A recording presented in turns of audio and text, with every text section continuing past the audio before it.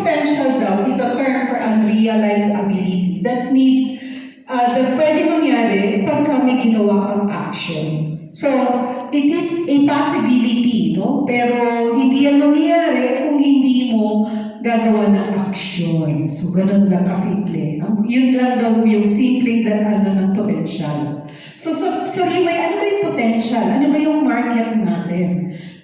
May idea ba kayo kung ano yung potential ng market natin? Ano ka-vast yung potential ng market ni Riway, no? Okay, saan mo ba yung market ni Riway in the first place? Wala nga idea kung saan ang market? Ang market po ni Riway ay yung buong mundo. Siyempre, hindi tayo pwedeng mag-market sa moon, sa Mars, wala akong tao dun. So, ang market natin is the entire world, okay? And, according to the study, itong market na to would actually 168 billion industry. So, napaka-vast, napakalaki nitong industry na to. Yan po ay ng World Direct Selling Association. So yung direct selling business or industry ay isang malaking industriya. Na most of us sinasabi, hindi yan totoo. Meron pang yung mga first timer na parang kayo mismo doubt kayo na yung direct selling is a good business. Kasi ako ganun ako una. When I started, dahil nga nasa corporate talaga ako, ang mindset ko, yung direct selling, yan ay pinapasukan lang ng mga tao walang other option. Do you have the same idea? Do you have the same mindset? No? But eventually, nung naging part po ako ng direct selling at naintindihan ko, doon ko lang naintindihan na napakalaki pala nitong potential. Napakalaki pala ng industry na ito. But unless otherwise you will dig in or you will swam into that kind of industry, hindi nyo malalaman na may potential siya. Kasi ang mindset natin, ang may potential yung employment, yung mga mag-doktor ka, alam mo, the common mindset, no? Pero ito kasi, if you will just dig in, napaka-vast ng ano. No wonder, kaliwat kanan may lumalabas na kumpanyang direct selling. Kasi they do their work. They do their homework, no? Na pinag-aralan talaga nila na napakalaki pala talaga ng industriya ito. So world market, Asia, wherein we are, 40% po doon ang gagaling or doon ang revenue, no? Sa Asia. 22% sa Europe and sa Amerika, 37%. Sa tatlong continent, 99%. Ilan po ba continent natin? 7. Ano yung tatlo na wala dyan? Ay, yung apat pala, nawala. Wala, geography yan. Africa, Australia, Antarctica, at saka sa Arctic. Diba? So, apat yan. So, anong ibig sabihin, wala mo bang market sa Australia? Wala bang market sa Africa? Meron naman. Kaya lang ang sinasabi nitong figure na to, if you are to expand internationally, nandito yung matataas ang reception. Ibig sabihin, mas acceptable sa kanila ang direct selling. So kung mag-expand ka, you might as well venture either sa Asia, sa Europe, or sa Amerika. Kasi nandoon, mataas ang acceptance nila with regards to direct selling. Okay? So, sa Asia market, ito naman po yung top 5. Kung gusto mong sa Asia mag-expand, Korea composed the 25% of the market. China, 23, kaya ho nananatiling Draco si Celestia because of the China community. Now, Japan, 16, Malaysia, 15, and Taiwan is only 7. Imagine, ang Taiwan is number 1, di ba? Hindi ko lang alam kung ngayon kung number 1 pa rin sila. No? Pero Taiwan na number 1 is only 7%. So how much kung mako-conquer mo ang Korea and China? you are going for an unimaginable number, di ba? Yung market nito napakataas. Okay. Now, sa Europe, ang number 1 po is Germany. Sino may mga kaibigan sa Germany? Yan. So more or less may idea kayo, uy, mataas pala ang reception ng mga German sa direct selling. Okay. Sa France, ganun din.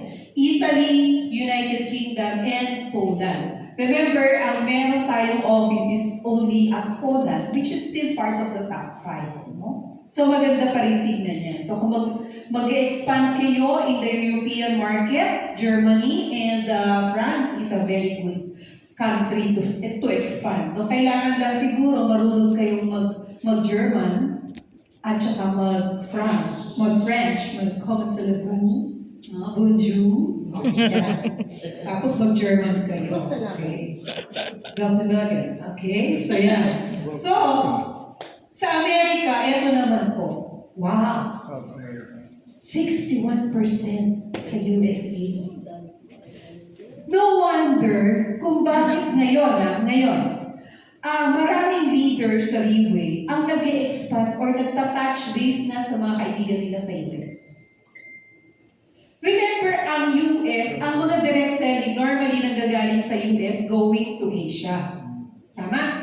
Then going to Europe. Pero si Riway, unprecedented yung ginawa niya kasi from Asia, expanded to Europe then to America. So hindi niya sinunod yung usual trend.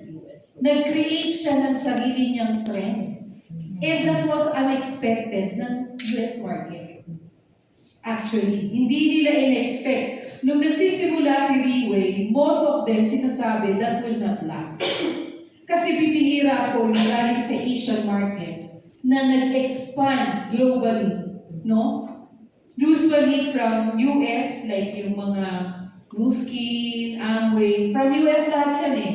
Yung Forever Living, lahat po halos ng direct selling are from US. Tapos expand to Asia, then expand to Europe. Yun yung usual na trend. Pero si Riway, ginawa niya from Asia, expanded to Europe, last pa ang US. Diba? Parang gano'n. So, pinalakas talaga niya yung kanyang base muna bago talaga nag-expand to other market. No? Okay. So, ito naman po ang top 10 direct selling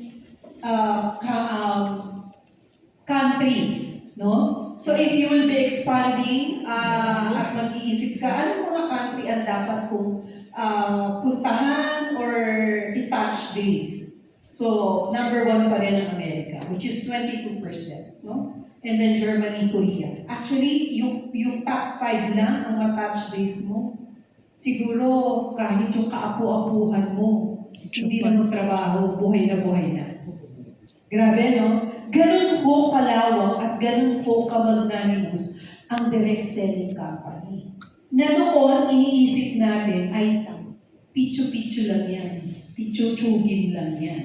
Yung mga taong nag-i-indulge dyan ay the people who doesn't have other options in life.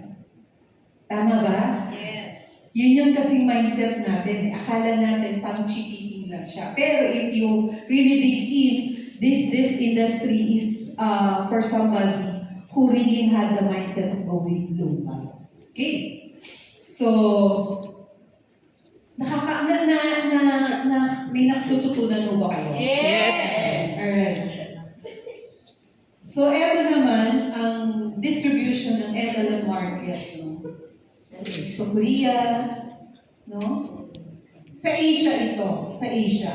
Kasi nasa Asia tayo. Yes. So, ito para lang bigyan kayo ng idea kung, kasi sinasabi ni Mr. Lee, if you are to expand ka muna within your locality. Okay? Si Mami Babes is from Cavite, right? Yeah. So dapat ang expansion mo, Mami Babes, within the Cavite area muna. Same with Ate Nicole, San Mateo muna. No? Then, pagka yung base mo yan ay matatag na, ibig sabihin kaya na nila on their own. That's the time to expand. Ay, natapon po, sayang. Okay. Parang dugulan, no? Parang porphyry. Asia, na ginawang expansion natin, nananalo pa si Riway. Yes. May idea ba kayong nananalo? So look at this. This is the LTS conducted in Kuala Lumpur. Ganyan ho kalaki. Sa Kuala Lumpur yan. So ibig sabihin, halos lahat ng tao dyan, Malaysian. Okay? Tapos, eto naman po sa Bangkok. So mga Thailander naman to. Okay? And then, this is in Taipei, Taiwan. Remember, ang LTS po ni Riway ginagawa every quarter in every region. Pero ito, every country na to. Kasi tayo, nagsasarili tayong LTS, di ba? Dati regional, ngayon every country. Can you just imagine ilang country meron si Riway at ginagawa ito? That's 120 sessions per quarter. Sinong kumpanya ang gumagawa nun? Okay? And this is in Hong Kong. Now, this is in Poland. Ganyan lang karami ang leaders ng Europe. Ang laki na. So, kung tutulog-tulog ka ngayon, ay gising, gising. Kasi hindi ka iintayin ng market. There are people who are so hungry to touch base the market. And this is us, Philippines. Last February lang po ito. No? So, kung titignan mo, Riway on its best is actually growing magnanimously in all the market na ino-open niya. Okay. So tayo, let's go back to ourselves. Tayo, ano ba yung capacity natin? Ano ba yung alam natin? Are we ready to start a bigger market? Game ka na ba? Game. Game na game. Tingnan natin kung totoong game ka, ha? Do we have what it takes? Kaya mo na ba? Kasi yung mag-expand mo ng market is not easy.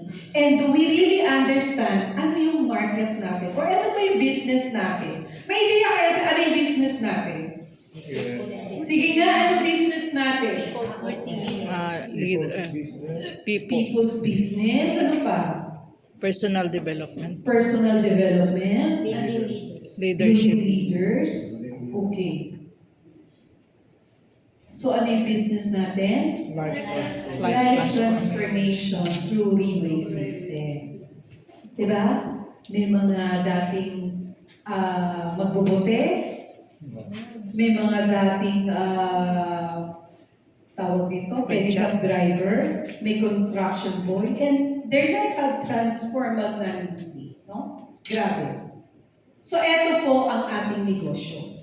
So it's transformation. And sabi po ni Sir Brian, walang transformation na nangyayari unless you be honest. Kailangan tanggapin mo muna ano ka ngayon. Kasi marami sa atin in denial. Sinasabi natin, pag tinanong ka, kamusta ka? Anong sagot natin? Okay na ako, pero okay ka nga ba talaga? Hindi ka na magkanda-ugaga paano magbabayan ng utang. Okay? Hindi kayo nagkikibuan ng asawa mo, ng anak mo. Hindi ka nagsisimba. Paano ka naging okay? So, ang unang stage of transformation is being real to yourself. Kailangan ikaw mismo, tanggapin mo ano ka. No? And then you have to have the desire to move forward and to make a great you. No? So, dito nga po, sinasabi dito sa, sorry naman. Yung box na yan, no? Kaya sinasabi nila, si Riway had a black box. Na pag pumasok ka, once you decide at pumasok ka dun sa black box, eventually, you will have a better version of yourself. And that is the transformation. Okay? So ano naman yung bridge na ginagamit para ma-push through yung transformation na magaganap sa iyo? Of course, yung culture natin. Yung core values natin. No? Yung adaptive culture framework natin. So kasama na dyan yung 6 core values, no? Yung corporate values, yung structure, yung corporate strategy, all of this is in unison para dun sa transformation na magagaling sa'yo. And of course, yung ating product. No? Yan po yung magtutulong sa'yo to bring out the best version of yourself. Bakit ko sinasabi ito?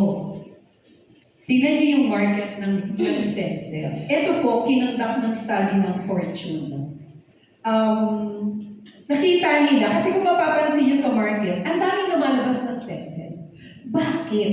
Kasi po, dito sa study, yung industry stem cell alone, from this year, last year, no, nag 19.3 billion industry siya.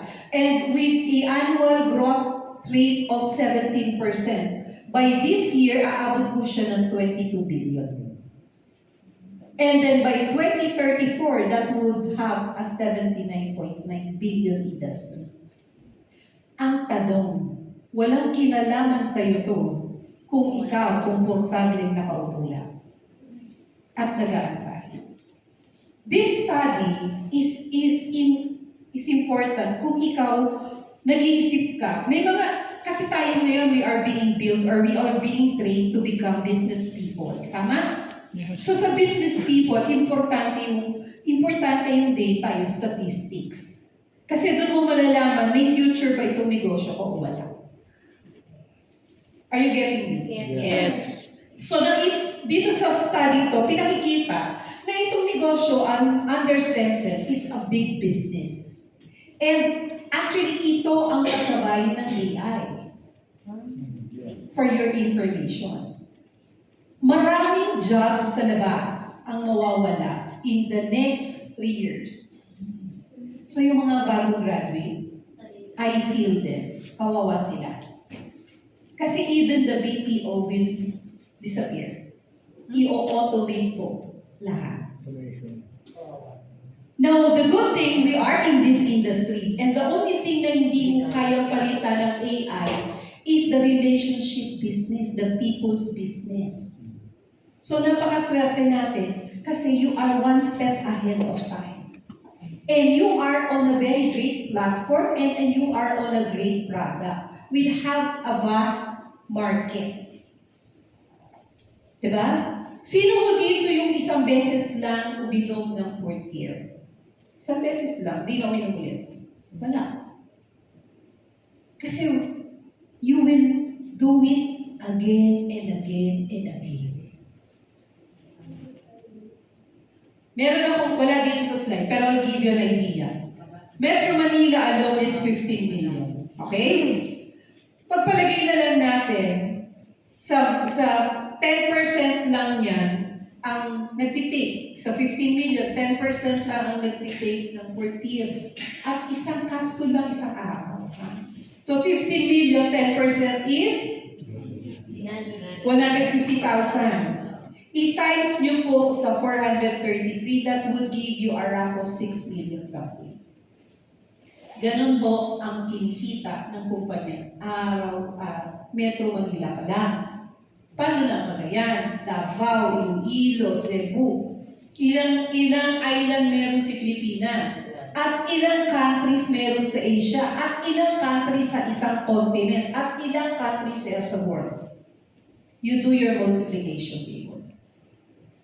Kasi ako noon, ang sinasabi ko sa sarili ko, hindi kaya na-scam ko ang kumpanya. Tanong niyo bakit? Bakit? Imagine mo, yung binili natin 4th year, nilaklak mo yun, di ba? Yes. Hindi siya puhunan. Kasi inubos mo eh.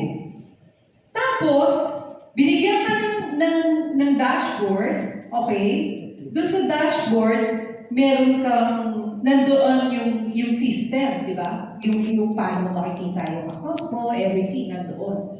Tapos, every quarter, nagpapatraining sila. Ito yung worst. Kami nung mga nauna, meron mo ba kayong kilalang estudyante na nag-aeroplano para lang pumasok? Wala. Wala kayo ba?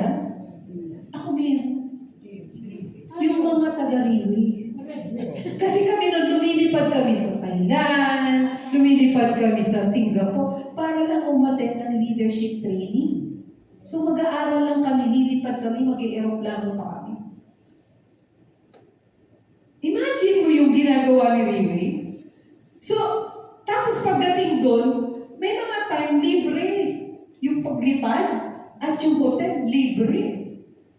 So, hindi kaya natin i-scam ang kumpanya. Tingin niyo. Diba? Tapos, every time na may mag-purchase sa atin, may napupunta pa dun sa product wallet natin, na eventually, yung iniinom natin, libre rin. Grabe, scammer talaga tayo. Kawawa naman si Riway, no? Ni-scam natin siya, hindi niya alam. Tapos ito pa, every week sa lahat ng branches, nagpapakain si Riway. Yung pagkain natin dito, yung presyo niya, at saka yung presyo ng pagkain sa Europe, sa Japan, magkaiba. Yung downline ko sa Japan, pinakita niya sa akin yung pagkain nila, nakabento, may mga sushi, may mga ang sarap. Parang kumain ka sa mga first class na Japanese restaurant ang pagkain nila, di ba? Ibig sabihin, kung saan ang country, ano yung accepted food, yun din ang siniserve, hindi sila magsaserve ng pareha sa pagkain natin doon. And the price is different also. So, na-scam talaga natin sila. Confirm, tama ba? Yes. Okay. So, ano naman yung mga kailangan meron tayo? If we are going to expand, ano yung kailangan natin para ma-reach natin yung maximum potential ng mga industry? Ano ang kailangan nyo? Una, kailangan alam nyo yung Riway system. Alam nyo ba yung Riway system? Yes. Yung totoo. O Riway system kayo ng Riway system, di nyo naiintindihan. Ano? Tayo-tayo lang naman, pwede naman magpakatotoo. Diba? Kasi minsan sinasabi mo, Riway system. Meron isang client, sabi niya, ano ba yung Riway system? Send mo na nga lang sa akin yung leader ko, sabi niya, paano ko isi-send yung Riway system sa kanya? Hindi niya maiintindihan yun eh. Tama? So ano ba yung Riway system na sinasabi? Para may idea kayo. Bakit ba yung Riway system nakaka-transform ng tao? It's not just the training, but the entire system. The entire package. No? Yun ang Riway system. Kaya nga naka-black box yan eh. Kasi naka-package siya. Naka-package yung recognition, yung mga event, yung mga OPP natin, yung office, no? Lahat was put into one good package. Na pag pumasok ka sa loob, nasa sayo na yung decision if you will allow yourself to transform. Kasi maraming pumasok sa loob na hindi na-transform. Tama ba ako? Yes. So hindi pa rin siya assurance sa pag pumasok mo sa loob, paglabas mo maganda ka, katulad ko. Diba? Kasi nakadepend pa rin. Remember yung kaninang slide natin, yung decision. It still depend on you kung ikaw magde-decide ka to allow the transformation to take effect. Kasi marami sa atin matigas sa ulo. Bato-bato sa langit. Tamaan. Ow. Okay? So, una, you have to learn the marketing plan. Sino po ang kayang mag-present ng marketing plan? O, di ba? Pito-pito lang. Pito-pito lang. Paano tayo niyan? Paano ka mag-i-expand kung marketing plan, di mo kayang explain? So, kailangan maintindihan natin ano yung referral bonus, development bonus, ano ba yung mga matching bonus, no? Tapos, kailangan marunong kang magbasa ng structure. Lalo na ngayon, di ba? Hindi, kung ako dati, alam ko, isang tingin na kaya. Ngayon, hindi. Kailangan magsulat ako talaga. Kailangan i-analyze ko pa para maintindihan ko yung structure. And you have to take the time. Nag-aral ka nga eh. Remember, you have to take this as your business. Paano mo tinatrato yung business mo? It will treat you the same way. So, kung passing ka lang, passing lang din ang iyong income.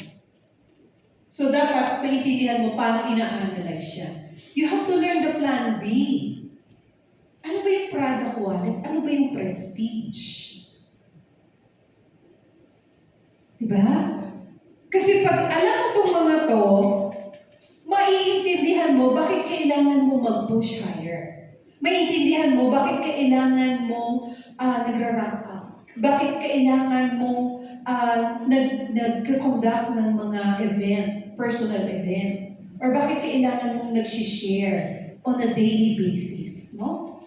And then, of course, learn the steps on having a financial personality in the business. Anong ibig ko sabihin dito? Ito po maraming leaders ang nalagas dahil ayaw nilang magkaroon ng business personality. Alam niyo kung ano to? Financial. BIR. BIR. Maraming tao ang ayaw magkaroon. Hindi nila naiintindihan na the moment you have your BIR or nagtatax ka, meron kang business personality, paano mo masasabi? Try mong mag-apply ng visa.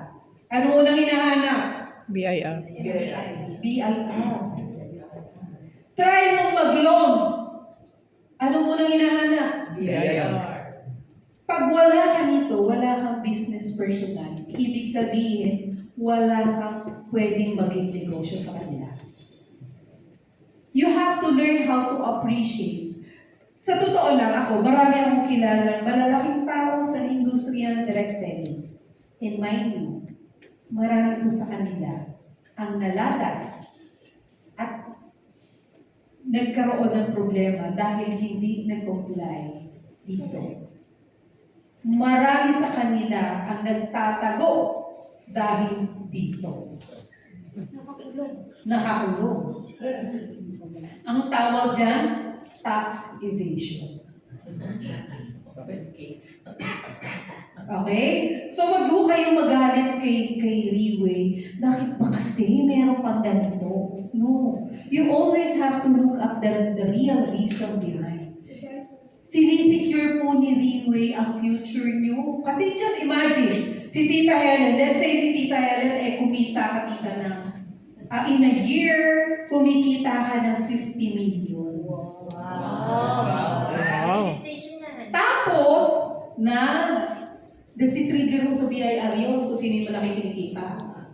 Nadidetect nila yun. Nalaman ni BIR, hindi ka nagbabayad. Ano gagawin niya sa'yo? Wow. Hahabulin ka. Hindi ka naman ready sa paghahabol nila. Kasi yung kinita mo, ginastos mo na. Tama? O ano na ending mo? Magtatago ka. So yung future na iniisip mo para sa next of kin, hindi na nila pakikinabangan. Diba? Kaya ganun mo kahigpit si Riway, na the moment na income ka, hindi ka nag-tax, hindi ka nag-issue ng resibo, hindi mo pwedeng galawin yung income mo. It's your protection. Protection po siya. Huwag niyo siyang tingnan ang negative way. And then, dapat naiintindihan mo yung reward system natin. Ngayon, merong promo, di ba? Anong promo ngayon? Rank up. Automatic rank up. Pag na-hit mo yung 1 star, automatic, you become 2 star. Pag na-hit mo yung 2 star, automatic, you become 3 star. So this is the right time to fight. Kasi kalahati lang ang trabaho mo. Ang hirap po nung kasi ako, lahat ng ranking ko, regular eh. Walang double-double, walang ganun. Hindi nga dahil sa amin usong double-double rank up. Para ngayon na lang yan. Minsan sobra pa, may double na, may free pa. Pero ngayon, so kailangan maintindihan nyo to. Paano i-maximize yung potential in your environment. Okay? So ito. Sabi ni Mr. Lee, ito daw yung tatlong bagay. Ito daw yung tatlong bagay na dapat meron ka if you will be expanding either locally or internationally. So sabi ko kanina, do you have what it takes? Una daw kailangan meron kang ability. Sabihin nyo nga? Ability. Ability na ano? Ability to learn the basic.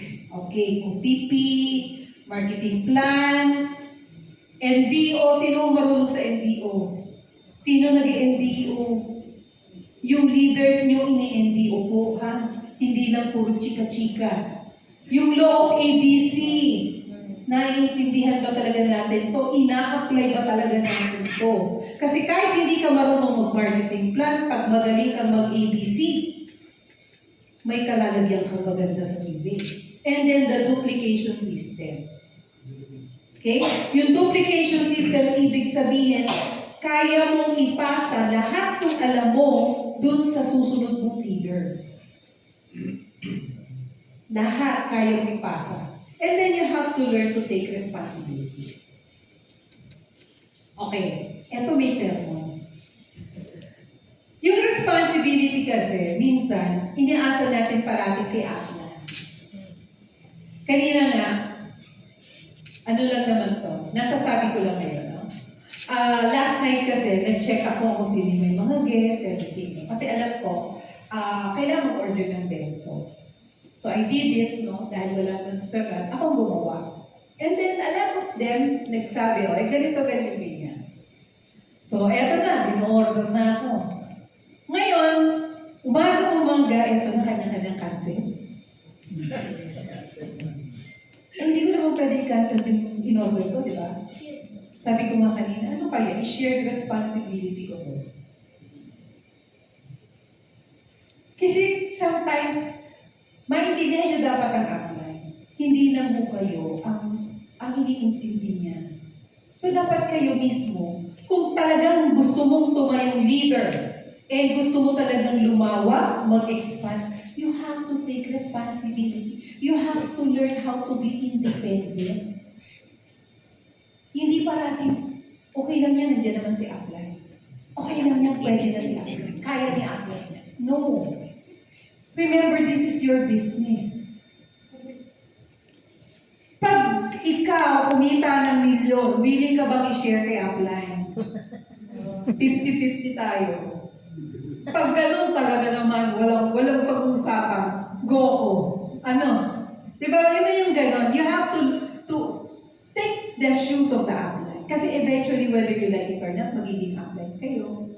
So, ang tawag dyan, karma.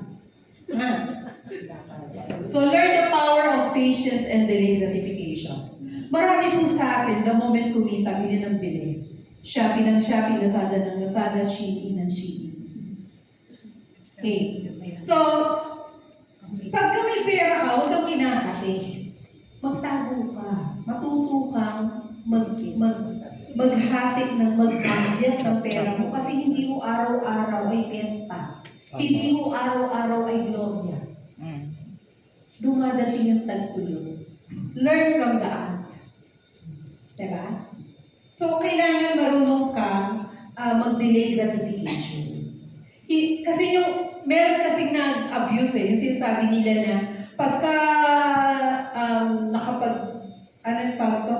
parang kailangan you tap your back. So, sobra naman ang pagkakatap sa bag, gabi-gabi, araw-araw, minsan di lang isang beses ang tap sa bag. Ay, maganda to, ching!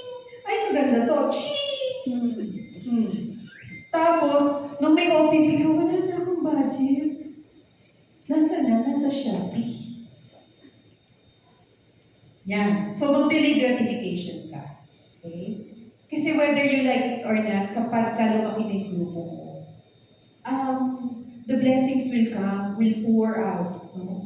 So, importante kasi you know when to invest and saan ka mag-invest. No? And you have to have the ability to study and influence the market. Pag mag-open ka ng market, dapat marunong kang magbasa. Potential ba itong market na to? Kunyari, nag-OPP ka, excited ka kasi may isa kang leader, sabi, mag-open tayo dito sa marami akong friend dito. Okay, excited ka. Sige, mag-invite ka. Follow up ka ngayon. Ilan ang guest mo? Naku ma'am, 30 ang guest ko. Wow! Ikaw naman, reserve ka kagad ng venue, di ba? Nag-reserve ka kagad ng venue. Tapos, excited ka. Tapos, dumating ka yung araw lang na yun. Pagdating mo, tatlo lang sila. Nakaka-relate kayo? Yes. Nangyari ba sa inyo yan? Yes. Relate. Ano pakiramdam? Masaya? Diba? Kaya importante, kunyari sinabi ng leader mo yan. Okay. Ako ito experience ko pa. Sinabi ng leader mo, may threat na. Give me the list. Names. Pag sa names pa lang, di na makapagbigay, magduda ka na. Pangalawa, kailangan marunong ka kasi magbasa ng indication. Kung totoo o binubola ka, hinahype ka lang. Okay. Pangalawa, sasabihin mo sa leader mo, 50-50 tayo ah. Pero actually, sasagutin mo naman kasi bago siya, di ba? Bakit mo sinasabi yan? Para he take the responsibility. Kasi lahat naman yan pag pumasok sa iyo. Tingin mo, magpupursige siya? Yes. Magpa-follow up to the max yun. Kasi gagastos siya eh. Di ba? Hindi siya papayag na wala siyang guest kasi gagastos siya. So you have to learn paano mo i-influence yung market mo na bago. Tapos, importante rin kasi na you get to learn yung kailangan kasi hindi lang kayo ganun kababaw ng uusap ng leader mo. Dapat more than the business side.